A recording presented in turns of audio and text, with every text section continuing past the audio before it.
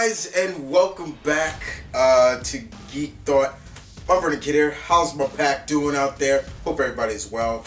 Well, guys, when we first were announced and known that there were going to be more Disney Plus Marvel Cinematic Universe related shows with Moon Knight and Ms. Marvel, and of course the Jade Glamazon, the sensational one herself, She-Hulk, we all got excited.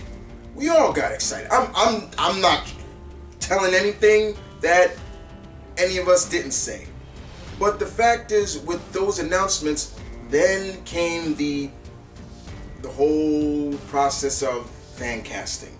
Whole process of what's the rumors that we're hearing? Who they say? Who, what, where, what, why? How? Rumor has it, once again, ladies and gentlemen, there's rumors going around. There's a rumor that Disney and Marvel Studios, Kevin Feige, there's a front runner for the role of Jennifer Walters, as we know as She-Hulk. And that actress is none other than Alison Brie. Alison Brie, for all those who are not familiar with her, she's done a buttload of things, even has worked for Disney before, but the biggest thing that she's doing currently right now is the Netflix series Glow, which is a good show because basically, well, in a sense, because I kind of grew up with Glow, so I know what it was like back in the day, but she's on that show. And with all the talks of people saying, oh, they should get Gina Carano, they should get somebody who fits more of that notion of, well, this is She-Hulk, so she has to be very fit and muscular and things like that. And in some cases, they're on some track. They're on track with that. But after I started thinking about it, remember, this is just a rumor. Nothing's solid yet.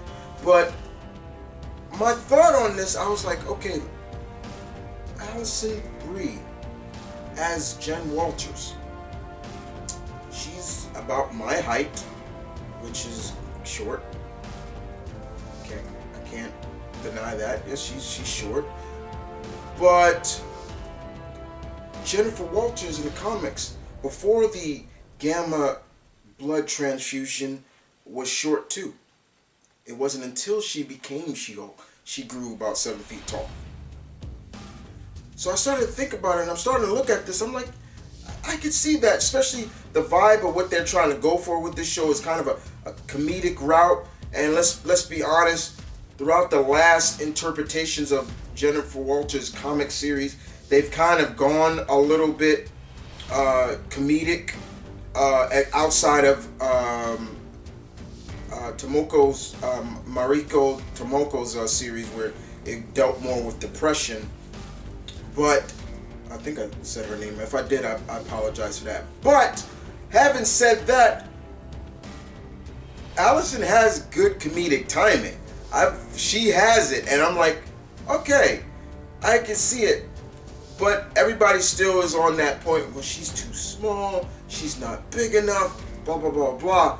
But the way I look at it, and the way I feel that I've always stated, and you guys have known, I've said it since day one they announced this series, I always felt there should be two actresses playing the role.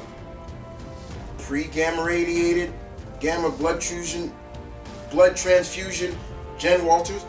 Post, where you have a fitness model or somebody playing the role, but when she speaks, that same actress who played human Jen is still voicing.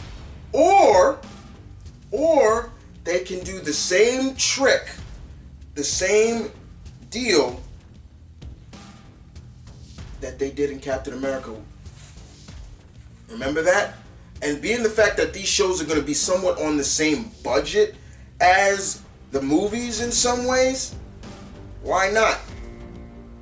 When they did Chris Evans, which as young Steve Rogers without the super soldier serum, they had Mr. Evans' head, but they had an actor, a body double play him.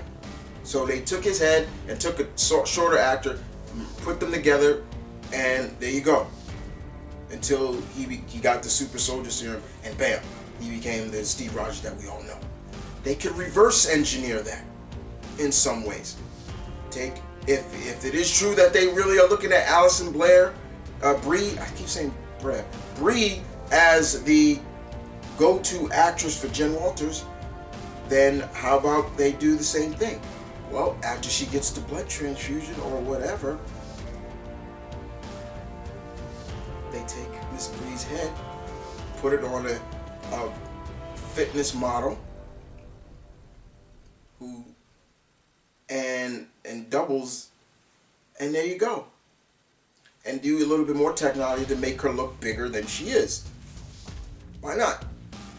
Bottom line, guys, I am all for this. If it is true that they are looking at Miss Brie as the role of Jen Walters. The one thing I don't want is just the stereotypical, well, she needs to be overly muscular and things like that. You know, yes, well, Jen, She-Hulk is muscular, but as of prior to Jason Aaron's run, she was never depicted as being overly muscular. But with that, I'm just also looking at the fact that he said Mark Ruffalo is supposed to be in this. I don't see why he's not supposed to. They've already said that. I think I got it from CBR that Red Hulk is going to debut in this. So yeah, the biggest question for me is how are they going to pull off the origin of her? Because you can't really. There are ways they can do it. There are two ways I have also how they can do it outside of the rumor of Alison Brie. Two ways they can do the story arc, the real, legit from the source. She's a lawyer. She was told to get off a case. She got shot in a drive-by. Bruce gives her the blood transfusion, and later on, we know what happens from there. Or they can go the route how they did it in the animated series. Remember in the 90s animated series, Bruce went to Washington to go see Jen, and he didn't know that Dr. Doom was following him. Dr. Doom kidnapped